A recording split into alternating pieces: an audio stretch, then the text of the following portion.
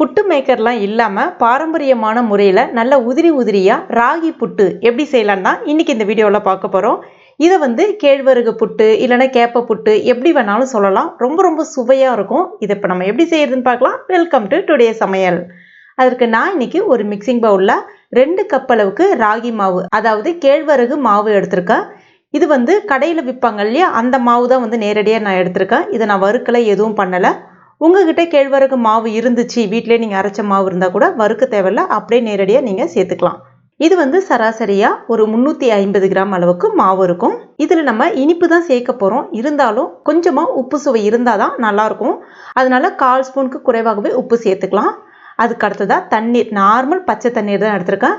தண்ணீர் எப்பவுமே தெளிச்சிட்டு பயன்படுத்தணும். எப்பவுமே புட்டு மாவு, எந்த புட்டு மாவு நீங்கள் ரெடி பண்ணாலும் சரி, தண்ணீர் தெளித்து விட்டு மாவு பிசையணும். அதே மாதிரி தண்ணீர் தெளிக்கும் போது அங்கங்கே சின்ன சின்ன கட்டி மாதிரி வர ஆரம்பிக்கும். அந்த கட்டியை உடச்சி விட்டுட்டு நல்லா உதிர்த்து விட்ட மாதிரியே மாவு பிசையணும். அதே மாதிரி தண்ணீர் எடுத்தோடனே நிறைய சேர்த்துடக்கூடாது. கொஞ்சம் கொஞ்சமாக தெளித்து விட்டு தேவைப்படுற அளவுக்கு அந்த மாவை நம்ம ஈரப்பதத்துக்கு கொண்டு வரணும். எந்த அளவுக்கு மாவு நீங்கள் ஈரப்பதத்துக்கு கொண்டு வரீங்களோ அந்த அளவுக்கு உங்களுக்கு புட்டு ரொம்ப சாஃப்டாக உதிரி உதிரியாக வரும். அதே சமயத்தில் நல்லா உடச்சி விட்டு நல்லா உதிரியாக கொண்டு வந்தீங்க அப்படின்னா கட்டிலாம் எதுவும் தட்டுப்படாமல் ரொம்ப உதிரியாகவும் வரும். இப்போ பாருங்கள், இந்த அளவுக்கு நல்ல உதிரியாக வந்திருக்கு பாருங்கள். சப்போஸ் நீங்கள் பிகினர்ஸ்னால் அதிகமாக தண்ணி சேர்த்துறீங்க, மாவு இல்லை ரொம்ப கட்டிப்பட்டுடுச்சு அப்படின்னா கவலையை விடுங்க. இந்த மாதிரி சன்னி உங்ககிட்ட இருக்கும். இந்த மாதிரி சன்னி இருந்துச்சுன்னா அந்த மாவை அதில் போட்டுட்டு நல்லா ஒரு தடவை தேய்ச்சி விட்டிங்கன்னா கீழே உங்களுக்கு நல்லா உதிரி உதிரியாக கட்டி இல்லாமல் வந்துடும். ஸோ இது ஒரு டிப்ஸு, ஃபாலோ பண்ணிக்கோங்க. இப்போ பார்த்தீங்கன்னா மாவு நல்ல ஈரமாகவும் இருக்குது, அதே சமயத்தில் நல்ல உதிரி உதிரியாகவும் இருக்குது, கட்டிலாம் எதுவும் இல்லாமல் இருக்குது. இது ரெடி ஆகிடுச்சு. இது அப்படியே ஒரு வாரம் இருக்கட்டும். அதுக்கு அடுத்ததாக ரொம்ப ரொம்ப சுவையை கூட்டுறதுக்காக இதில் நம்ம இன்றைக்கி வேர்க்கடலை சேர்க்க போகிறோம். அதற்கு நான் இன்றைக்கி வறுத்த வேர்க்கடலை எடுத்திருக்கேன், தோல் உரிச்சிட்டு எடுத்திருக்கேன். இது மிக்சியில் கொரகொரப்பாக அரைச்சி எடுத்திருக்கேன். அதாவது ஒன்றும் பாதியமாக இல்லாமல் நல்ல கொஞ்சம் கொரகொரப்பாக அரைச்சி எடுத்திருக்கேன். நீங்கள் இதை இன்னொரு மெத்தடும் பயன்படுத்திக்கலாம். ஒன்று பாதி வேர்க்கடலையும் பாதி எள்ளையும் வறுத்துட்டு பயன்படுத்துறதா இருந்தாலும் பயன்படுத்திக்கலாம். இல்லை முழுக்க முழுக்க எள்ளு கூட நீங்கள் தாராளமாக பயன்படுத்திக்கலாம். ஆனால் நீங்கள் ப்ரெக்னெண்ட்டாக இருக்கீங்கன்னா எள்ளை தவிர்த்துடுங்க. வேர்க்கடலை சேர்த்து செய்யும் போது சுவை செம்மையாக இருக்கும். இதுவும் அப்படியே ஒரு வாரம் இருக்கட்டும். அதுக்கு அடுத்ததாக தேங்காய் சின்ன சின்ன துண்டுகளை கட் பண்ணிவிட்டு மிக்சியில் தான் சேர்த்துட்டு இந்த மாதிரி நல்லா துருகி எடுத்திருக்கேன், பூ போல். இதுவும் அப்படியே இருக்கட்டும். வேர்க்கடலை இந்த தேங்காய் அளவுகள் பார்த்தீங்கன்னா தேங்காய் ஒரு கப் எடுத்துக்கங்க, 1/2 கப் அளவுக்கு வேர்க்கடலை பவுடர் எடுத்துக்கங்க. ஸோ அந்த மாதிரி அளவுகள் எடுத்துக்கங்க. அதுக்கு அடுத்ததான் நான் ஏற்கனவே சொன்ன மாதிரி இன்றைக்கி நம்ம பாரம்பரியமான முறையில் தான் செய்ய போகிறோம்.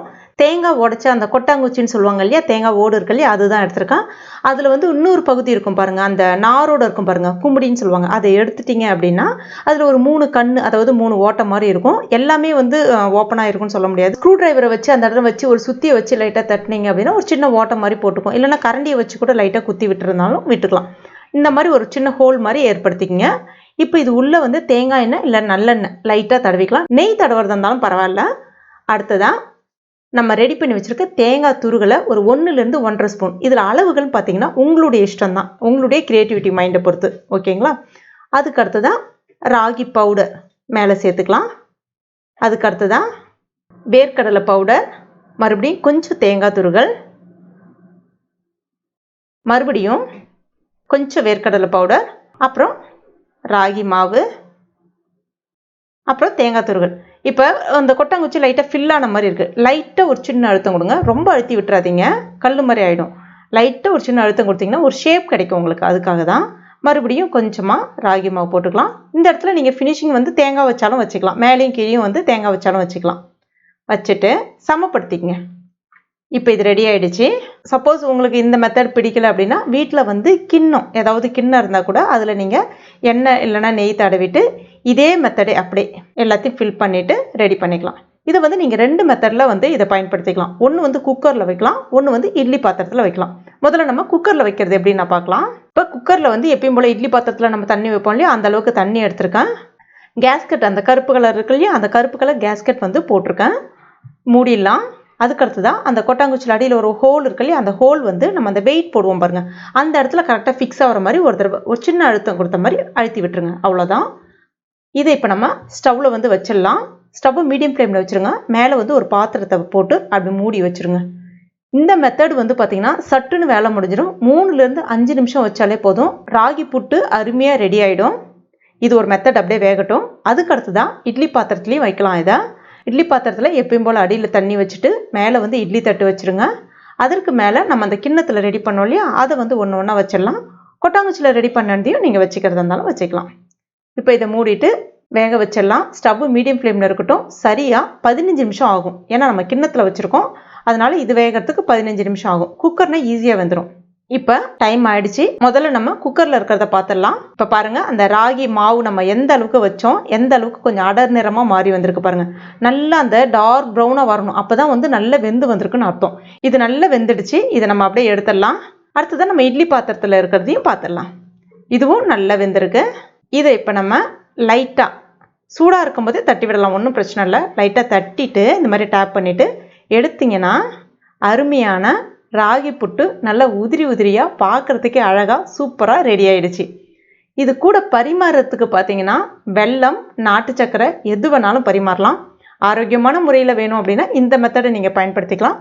இல்லைனா வெள்ளை சக்கரை கூட தாராளமாக பயன்படுத்திக்கலாம்.